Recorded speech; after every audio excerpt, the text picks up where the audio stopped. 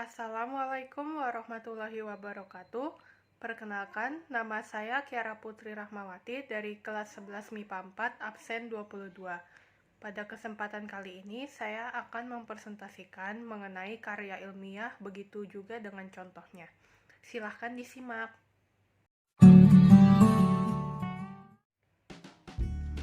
Karya ilmiah. Nah, apa sih karya ilmiah itu? Karya ilmiah adalah laporan tertulis yang memaparkan hasil dari penelitian atau pengkajian yang telah dilakukan oleh seseorang atau sebuah tim dengan memenuhi kaidah dan etika keilmuan yang ditaati oleh masyarakat keilmuan serta disusun secara sistematis. Menurut kandungan isinya, karya ilmiah dapat berbentuk laporan penelitian, artikel hasil penelitian, artikel gagasan konseptual atau makalah. Dalam penulisan karya ilmiah digunakan kaidah yaitu logis, objektif, sistematis, andal, desain, dan akumulatif. Penulisan karya ilmiah juga harus memperhatikan kode etik kepenulisan. Nah, ada beberapa pengertian karya ilmiah menurut para ahli. Menurut Kamus Besar Bahasa Indonesia atau disingkat KBBI, karya ilmiah merupakan karya tulis yang dibuat dengan prinsip ilmiah menurut data dan fakta atau observasi, eksperimen, dan kajian pustaka. Kemudian ada menurut Munawar Syamsuddin, yaitu tulisan ilmiah adalah naskah yang membahas suatu masalah tertentu atas dasar konsepsi keilmuan tertentu dengan memilih metode penyajian tertentu secara utuh, teratur, dan konsisten. Kemudian ada menurut Yamila dan Samsorizal. Ragam karya ilmiah terdiri dari beberapa jenis berdasarkan fungsinya menurut pengelompokan itu. Dikenal ragam karya ilmiah seperti makalah, skripsi, tesis, dan disertasi.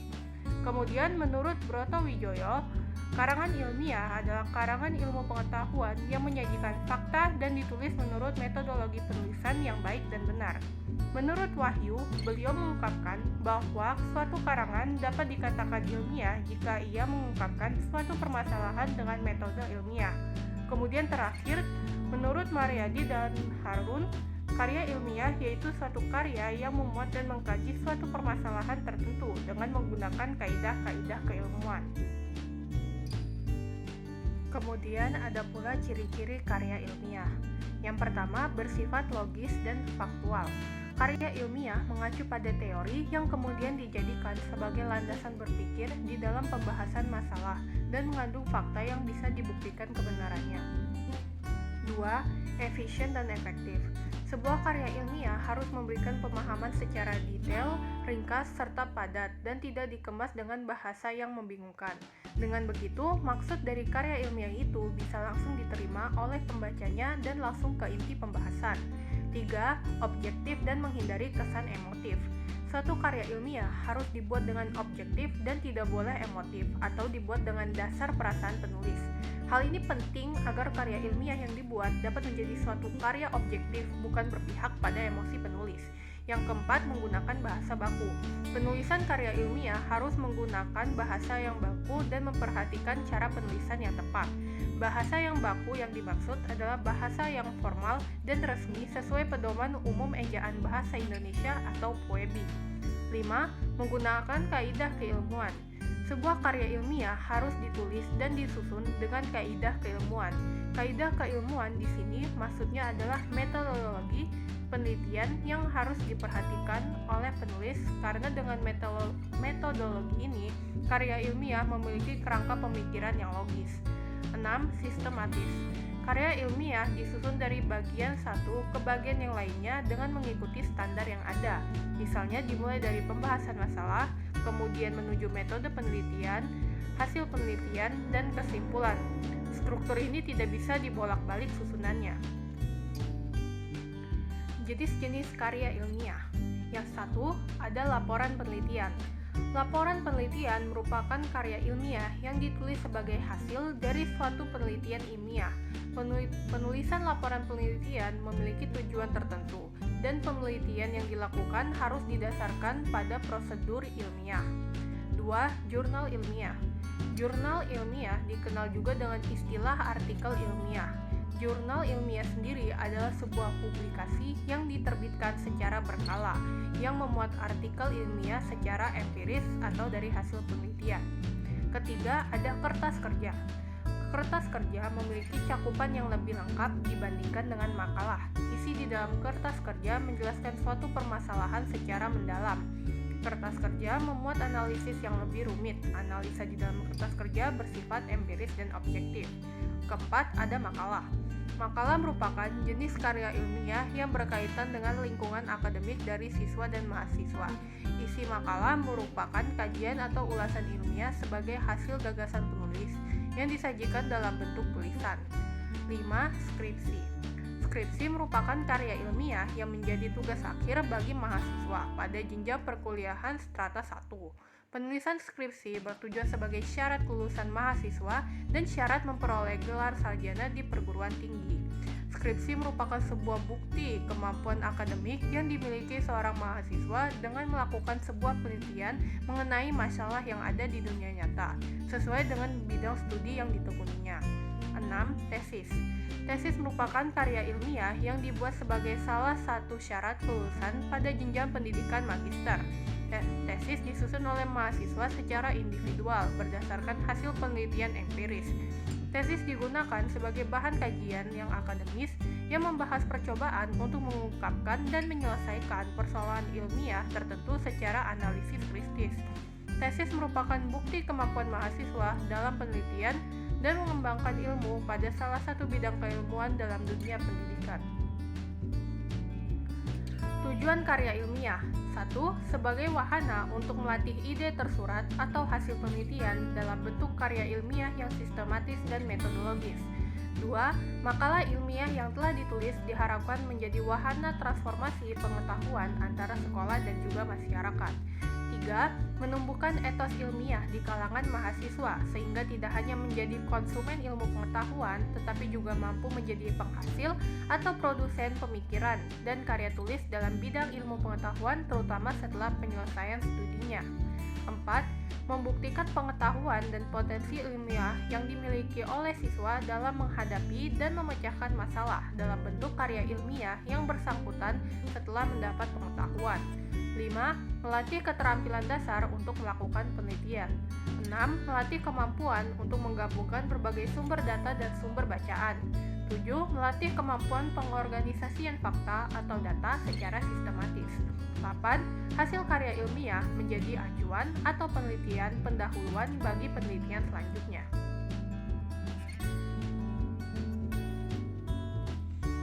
Manfaat karya ilmiah. 1. Dapat melatih pengembangan keterampilan membaca yang efektif. 2. Sebagai pengenalan dengan aktivitas kepustakaan. 3. Mendapatkan kepuasan intelektual. 4. Memperluas cakrawala ilmu pengetahuan. 5. Sebagai bahan acuan atau penelitian pendahuluan untuk peneliti selanjutnya. 6. Sebagai peningkatan perorganisasian fakta dan data secara sistematis. 7. Dapat melatih untuk menggabungkan hasil bacaan dari berbagai sumber. Kaidah kebahasaan karya ilmiah. 1. Karya ilmiah ditandai oleh pilihan kata yang bersifat impersonal. Hal ini berbeda dengan teks lain yang bersifat nominal. Secara novel ataupun cerpen yang pengarangnya bisa beraku kamu dan dia, kata ganti yang digunakan dalam karya ilmiah harus bersifat umum, misalnya penulis atau peneliti. Dalam hal ini, penulis tidak boleh menyatakan proses pengumpulan data dengan kalimat seperti saya bermaksud mengumpulkan data dengan menggunakan kuesioner. Kalimat yang harus digunakan adalah di dalam mengumpulkan data penelitian ini, penulis menggunakan kuesioner. Dalam kalimat tersebut, kata ganti saya diganti penulis, atau bisa juga peneliti. Cara lain dengan menyatakannya adalah dengan kalimat pasif, misalnya, di dalam penelitian ini digunakan kuesioner. Di dalam kalimat tersebut, subjek penelitian dinyatakan secara tersurat. Dalam komunikasi ilmiah, memang penulis diharapkan sering mempergunakan kalimat pasif seperti contoh di atas. 2. Karya ilmiah menghindari penggunaan kata dan kalimat yang bermakna ganda. Karya ilmiah mensyaratkan ragam yang memberikan keejaan dan kepastian makna. Dengan kata lain, bahasa yang digunakan itu harus reproduktif. Artinya, apabila penulis menyampaikan informasi, misalnya yang bermakna X, Pembaca juga harus memahami informasi itu dengan makna X pula. Informasi X yang dibaca harus merupakan reproduksi yang benar sama-sama dari informasi X yang ditulis. 3. Ragam bahasa yang digunakan karya ilmiah harus bermakna lugas dan bermakna denotatif. Makna yang dalam kata-katanya harus diungkapkan secara eksplisit untuk mencegah timbulnya pemberian makna yang lain. Itulah maksud dari kata bermakna denotatif. Makna denotasi adalah makna kata yang tidak mengalami perubahan sesuai dengan konsep asalnya. Makna denotasi disebut juga makna lugas. Kata itu tidak mengalami penambahan makna. 4. Dalam karya ilmiah banyak terdapat definisi atau batasan dari kata atau istilah-istilah yang digunakan. Misalnya jika dalam karya itu digunakan kata seperti frasa atau klausa, maka penulis itu harus terlebih dahulu menjelaskan arti kedua kata itu sebelum ia melakukan pembahasan yang lebih jauh. Hal tersebut penting untuk dilakukan untuk menyamakan persepsi antar penulis dengan pembaca, atau juga bisa untuk menghindari timbulnya pemaknaan lain oleh pembaca terhadap maksud kedua kata itu.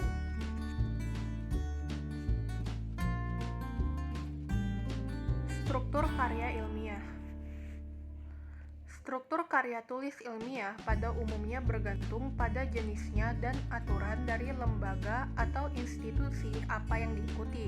Namun pada umumnya struktur karya ilmiah terdiri atas sebagai berikut. 1. Bagian pembuka yang terdiri dari halaman judul, kata pengantar, abstrak, daftar isi, dan daftar tabel. Kemudian ada bagian isi yang terdiri dari bab 1 pendahuluan, bab 2 kerangka teoritis, bab 3 metode penelitian, dan bab 4 pembahasan atau hasil penelitian dan analisis. Ada juga bagian penutup yang terdiri dari bab 5 penutup, kesimpulan dan saran, 2 daftar pustaka, dan ketiga lampiran.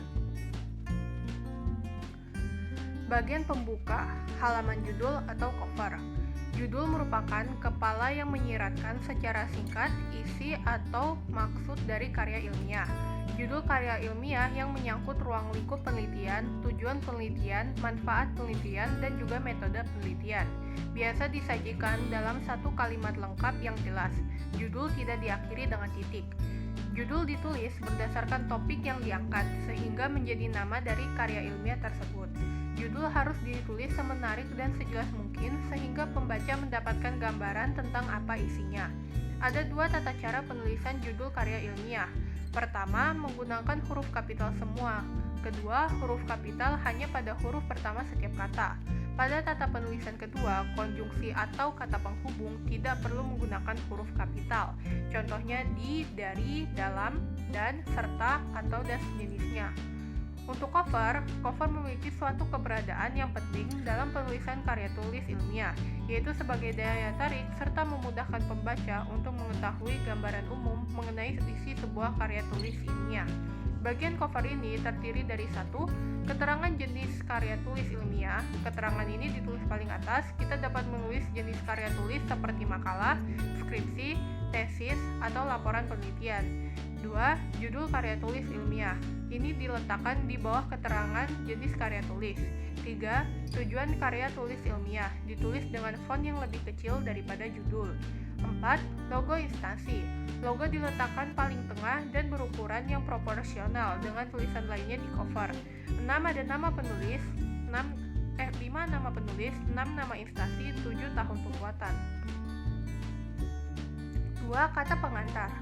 Kata pengantar merupakan pandangan umum secara ringkas dalam karya ilmiah. Kata pengantar juga dilengkapi dengan ucapan syukur, ucapan terima kasih pada orang tua atau pihak yang membantu dalam menyusun karya ilmiah, dan harapan penulis. 3. Abstrak. Ringkasan dari seluruh isi karya tulis disebut dengan abstrak. Abstrak ini ditulis bergantung pada peraturan akademis tertentu. Pada umumnya, abstrak ditulis dengan maksimal 150-200 kata dengan jarak spasi 1,5 pt dan tidak ada jarak antar baris. Isi abstrak antara lain tujuan penelitian, metode penelitian, sumber data, dan pembahasan. Bagian bawah abstrak terdapat kata kunci. Kata kunci ini ditulis maksimal 5 kata. 4. Daftar isi. Daftar nomor halaman yang menunjukkan letak setiap bagian karya tulis. 5. Daftar tabel, yaitu daftar nomor halaman yang menunjukkan letak tabel-tabel pada karya tulis. Bagian isi. Bab 1 pendahuluan. Pada bagian pendahuluan ini terdiri dari beberapa bagian, yaitu A. Latar belakang masalah. Latar belakang masalah berisi mengenai permasalahan yang ditemukan di lapangan dan kesenjangan antara kenyataan atau realita dengan teori. Penulis juga menjelaskan alasan dan dasar pemilihan topik tersebut. B. Rumusan masalah. Rumusan masalah berisi mengenai permasalahan-permasalahan yang akan dibahas dalam penelitian dan ditulis dalam bentuk kalimat pertanyaan. Pertanyaan ini akan dijelaskan jawabannya pada bagian pembahasan. C. Batasan masalah. Batasan masalah berisi mengenai batasan-batasan permasalahan yang ingin dibahas, sehingga cakupan bahasanya tidak meluas dan tetap relevan. D. Tujuan penelitian. Tujuan penelitian berisi tentang kalimat-kalimat pernyataan yang mengacu pada pertanyaan rumusan masalah. Misalnya, jika pada rumusan masalahnya adalah bagaimana pengaruh gadget terhadap gaya belajar siswa, maka di tujuan penelitian dituliskan untuk menjelaskan pengaruh gadget terhadap gaya belajar siswa. E. Hipotesis. Hipotesis adalah pernyataan sesuatu yang dianggap benar. Untuk pengutaraan pendapat dan kebenarannya masih perlu dibuktikan dalam penelitian. F. Manfaat penelitian. Sebuah penelitian tentu memiliki manfaat bagi banyak orang.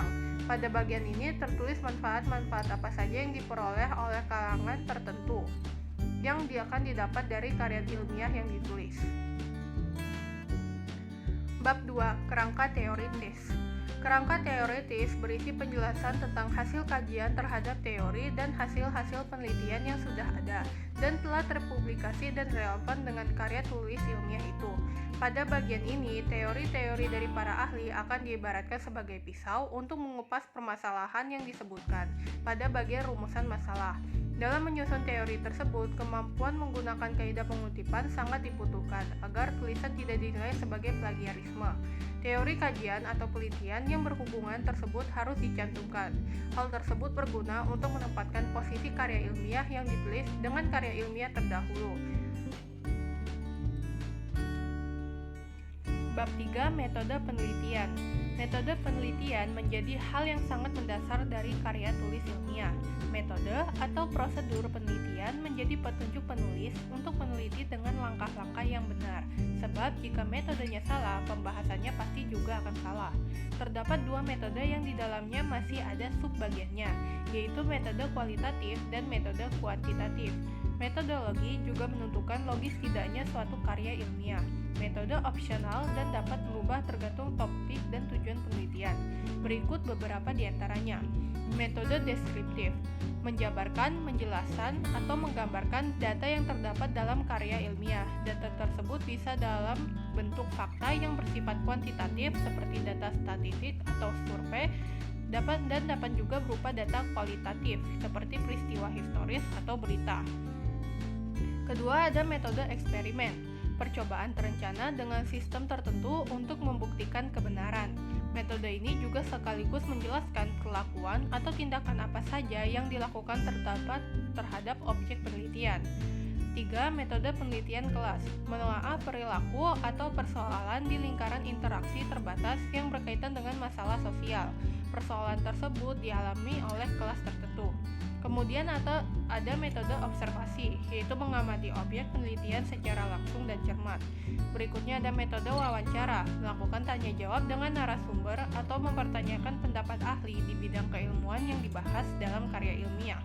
Terakhir, ada metode random sampling, memberikan pertanyaan atau kuesioner pada narasumber. Narasumber dalam metode ini jumlahnya banyak dan ditentukan batasnya agar memenuhi syarat sebagai sampel atau contoh. Pertanyaan tersebut disampaikan kepada narasumber acak, kemudian jawabannya menjadi perwakilan atau representasi dari objek yang hendak diteliti. Bab 4. Pembahasan. Bagian ini harus mendapatkan porsi tulisan yang paling banyak dibandingkan dengan bagian lainnya. Apa yang tertulis pada bagian kerangka teoretis akan digunakan semaksimalnya pada bagian ini. Penulis akan menggunakan daya analisisnya secara objektif, bergantung pada metode yang dipilih. Jika metode kuantitatif yang dipilih, data akan dijabarkan dengan bantuan beberapa fitur seperti grafik, diagram, atau tabel. Sementara itu, jika metode kualitatif yang dipilih, data akan diuraikan secara verbal. Maka penulis perlu menganalisa datanya berdasarkan metodologi yang disebutkan. Dalam metodologi, Dari analisis, maka argumen penulis mulai terbangun dalam karya ilmiah. Hipotesa dan hasil penelitian dihubungkan dalam tahap ini. Pada bagian ini, penulis memberikan analisis terkait pokok bahasan dalam karya ilmiah. Poin-poin yang menjadi pertanyaannya dalam rumusan masalah dan tujuan penelitian dipaparkan satu persatu. Pokok bahasan tersebut disandingkan dengan data yang diperoleh baik dari observasi, wawancara, teori, atau riset pustaka. Bab 5. Kesimpulan dan saran. Terdapat dua penyampaian dalam menulis kesimpulan, ditulis butir per butir atau uraian berupa esai padat. Kesimpulan berbeda dengan rangkuman. Pada bagian kesimpulan, proses pemaknaan telah terjadi, sedangkan rangkuman hanyalah berisi kumpulan ide-ide pokok. Kesimpulan berisi pemaknaan dari awal pembahasan hingga akhir yang ditulis secara singkat, padat, dan jelas. Dalam bagian penutup, yang kedua adalah daftar pustaka. Karya tulis ilmiah ini wajib menyertakan sumber karena jika tidak akan dianggap sebagai plagiarisme. Penulis daftar pustaka membutuhkan waktu yang tak sebentar dan telitian yang mendalam dan bergantung pada format. Terdapat dua format penulisan daftar pustaka yang paling terkenal, yaitu format APA dan MLA. Contoh format MLA yaitu seperti Sukajo, Sutarlina menyusun dari mengevaluasi laporan penelitian Jakarta UI Press 2000. Untuk contoh format APA, yaitu contohnya seperti ini, Sukaji S 2000 menyusun dan mengevaluasi laporan penelitian Jakarta .2 UI Press. Dalam beberapa lomba karya tulis ilmiah atau LKTI, hal pertama yang dicek adalah daftar pustaka. Jika terjadi kesalahan, tulisan tidak akan dibaca, yang artinya terdiskualifikasi. 3. Lampiran. Lampiran merupakan bukti-bukti pendukung atau otentik yang dilakukan saat penelitian. Misalnya angket penelitian, daftar pertanyaan wawancara, dan juga hasil wawancara. Kesimpulan. Dari penjelasan di atas dapat disimpulkan bahwa karya tulis ilmiah digunakan untuk penelitian yang dilakukan di tingkat pendidikan dan peneliti di sebuah proyek pekerjaan. Terdapat juga fungsi dari penulisan karya ilmiah yang perlu diketahui oleh orang yang hendak menyusun karya ilmiah. Karya ilmiah juga memerlukan data yang akurat agar dapat dibuktikan keasliannya. Agar lebih mudah dalam menyusun karya ilmiah, sebaiknya lakukan riset serta pengujian data lebih awal. Nantinya, data tersebut akan sangat berguna untuk penulisan pada sebuah karya ilmiah. Karya ilmiah ini sangat bermanfaat untuk menguji ketelitian dan pemahaman Anda mengenai materi yang dibuat. Contoh karya ilmiah. Ini adalah contoh karya ilmiah yang saya buat. Pertama-tama, di bagian baris paling atas ada jenis karya ilmiah yang saya pilih, yaitu makalah, dan di bawahnya ada judul, yaitu pergaulan bebas pada anak usia remaja. Kemudian di bawahnya ada identitas saya, yaitu nama saya, kelas, dan absen. Kemudian ada nama sekolah saya dan juga tahun pembuatan karya ilmiah ini. Halaman berikutnya ada kata pengantar yang berisikan salam dan ucapan puji syukur kepada kehadirat Allah SWT dan juga baginda Nabi Muhammad SAW. Di sini saya mengucapkan terima kasih kepada Ibu Heni Wahyuningratih selaku guru bahasa Indonesia SMA Negeri 71 Jakarta Timur. Kemudian kepada ayah dan ibunda tercinta saya beserta keluarga yang terdekat yang memberikan dukungan berupa moral kepada penulis, yaitu saya. 3. Rekan-rekan dan semua pihak yang telah banyak membantu penulis dalam penyusunan karya ilmiah ini. Di sini saya juga menulis bahwa penulis menyadari dalam penyusunan karya tulis ilmiah ini masih jauh dari sempurna. Maka saran dan kritik yang membangun sangat penulis harapkan demi perbaikan karya tulis ilmiah ini. Namun penulis sangat berharap agar karya tulis ilmiah ini dapat memberikan manfaat bagi pembacanya. Akhirnya, penulis berharap semoga karya tulis ini bermanfaat bagi penulis, khususnya dan masyarakat pada umumnya. Sekian kata pengantar yang dapat penulis disampaikan. Terima kasih. Jadi di bagian paragraf bawah ini dapat kita lihat bahwa penulis mengharapkan adanya balasan berupa kritik dan saran, dan mengucapkan terima kasih dan juga ditutup oleh sebuah salam. Kemudian di bagian bawah terdapat tempat dan tanggal karya tulis ilmiah dibuat dan juga tanda tangan penulis. Bagian yang selanjutnya saya lampirkan adalah abstrak. Abstrak merupakan ringkasan dari karya tulis ilmiah yang saya buat. Pada bagian ini, saya menjelaskan secara singkat mengenai pergaulan bebas pada anak di usia remaja. Kemudian ada juga rumusan masalah yang saya tulis dalam bentuk pertanyaan sebanyak 4 buah. Kemudian di sini juga saya jelaskan metode penelitian yang saya gunakan dan kerangka teoritis yang saya ambil.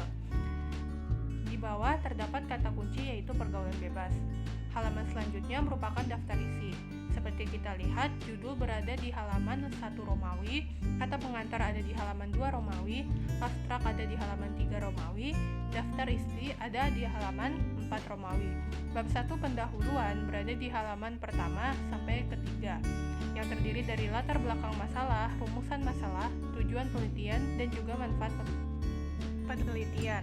Bab kedua merupakan kerangka teoritis yang ada di halaman ketiga, begitu juga dengan bab 3 metode penelitian yang ada di halaman 3. Bab keempat pembahasan berada di antara halaman 4 sampai 10 yang terdiri dari definisi pergaulan bebas, definisi remaja, macam-macam pergaulan bebas pada anak usia remaja, penyebab pergaulan bebas pada anak usia remaja, dampak pergaulan bebas pada anak usia remaja, dan cara mencegah pergaulan bebas pada anak usia remaja. Kemudian ada bab penutup yang terdiri dari kesimpulan pada halaman 12, saran di halaman 12, dan daftar pustaka di halaman 13.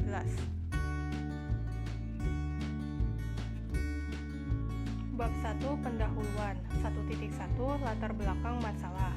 Di bagian ini saya menjelaskan secara ringkas mengenai latar belakang dari pergaulan bebas anak pada usia remaja. 1.2 rumusan masalah. 1. Apa yang latar belakangi pergaulan bebas pada anak usia remaja? 2. Apa saja yang masuk dalam kategori pergaulan bebas? 3. Apa dampak dan bahaya yang dibawa pergaulan bebas pada anak usia remaja? 4. Apa solusi atau pencegahan dalam menangani pergaulan bebas? 1.3 tujuan penelitian. Untuk mengetahui dan menjelaskan seberapa besarnya dampak dan bahaya pergaulan bebas pada anak usia remaja dengan faktor-faktor yang melatar belakanginya, serta langkah-langkah yang diharapkan akan ditemukan dalam mengatasi masalah tersebut. 1.4 manfaat penelitian.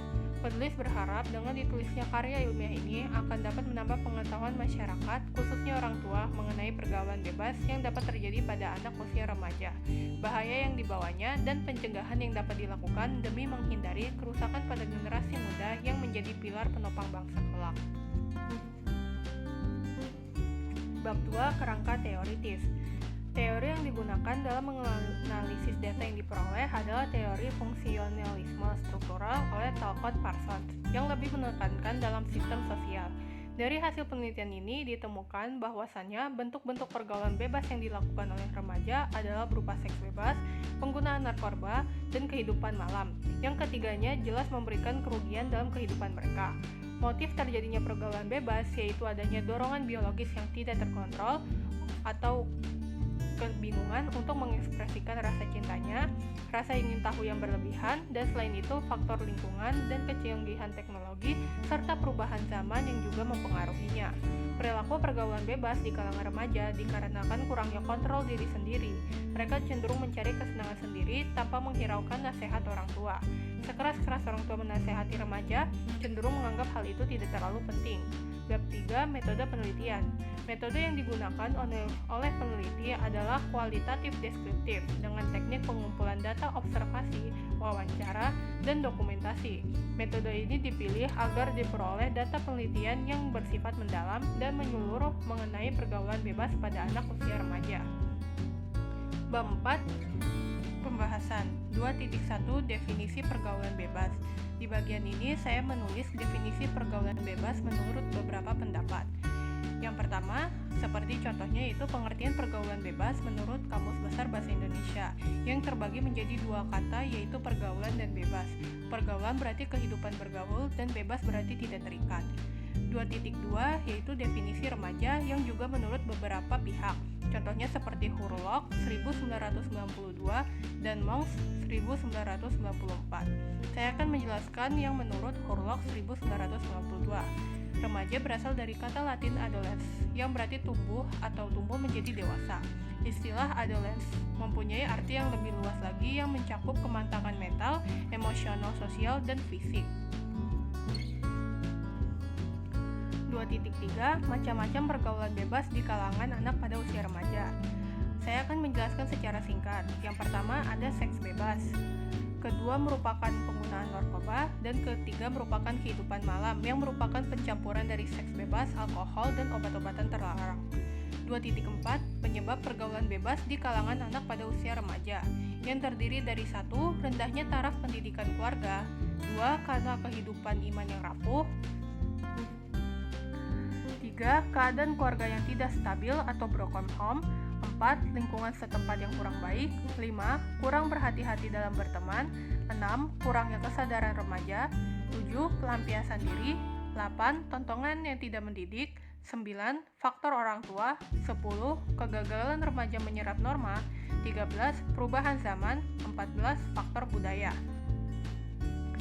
2.5 menjelaskan dampak dari pergaulan bebas di kalangan anak pada usia remaja. Yang pertama, terjadinya seks bebas. Kedua, ketergantungan obat. Ketiga, menurunnya tingkat kesehatan. Keempat, meningkatnya kriminalitas. Kelima, meregangkan hubungan keluarga. Keenam, menurunnya prestasi. Ketujuh, yang pasti berdosa. 8. Hamil di luar nikah. 9. Kemungkinan tercorengnya nama baik keluarga. 10. Tekanan batin yang terjadi baik pada pengguna ataupun pada orang-orang di sekelilingnya. 2.6 yaitu cara mencegah pergaulan bebas pada anak usia remaja. Salah satunya adalah kita bisa memperbaiki cara pandang. Kedua, menjaga keseimbangan pola hidup. Ketiga, memperbaiki cara berkomunikasi. Keempat, perlunya remaja berpikir untuk masa depan. Kelima, mengurangi menonton televisi. Keenam, banyak beraktivitas secara positif. Ketujuh, sosialisasi bahaya pergaulan bebas.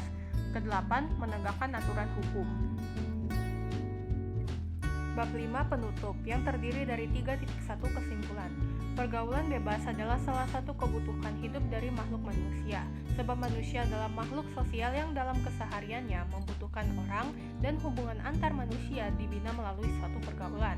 Pergaulan juga adalah HAM setiap individu dan itu harus dibebaskan, sehingga setiap manusia tidak boleh dibatasi dalam pergaulan, apalagi dengan melakukan diskriminasi sebab hal itu melanggar HAM. Jadi pergaulan antar manusia harusnya bebas, tetapi tetap mematuhi norma hukum, norma agama, norma budaya, serta norma bermasyarakat. Yang terpenting sebenarnya adalah bagaimana remaja dapat menempatkan dirinya sebagai remaja yang baik dan benar, sesuai dengan tuntunan agama dan norma yang berlaku dalam masyarakat, serta dituntut peran orang tua dalam memperhatikan tingkah laku dalam kehidupan sehari-hari anaknya, memberikan pendidikan agama, memberikan pendidikan seks yang benar. Oleh sebab itu, permasalahan ini merupakan tugas seluruh elemen bangsa tanpa terkecuali. Usaha untuk pencegahan sudah semestinya terus dilakukan untuk menyelamatkan generasi muda kita, agar lebih bermoral dan diandalkan untuk kebaikan negara ke depan. 3.2 Saran. Penulis beranggapan bahwa perlu dikiranya remaja melibatkan diri dalam kegiatan-kegiatan positif, baik di sekolah maupun di lingkungannya, yang tentunya harus mendapat dorongan dan restu dari orang tua. Melalui kegiatan tersebut, penulis berharap anak usia remaja dapat membawa dirinya menuju arah yang lebih baik, sehingga dapat lebih mengenal jati dirinya sendiri dan tersosialisasi dari bahaya pergaulan bebas.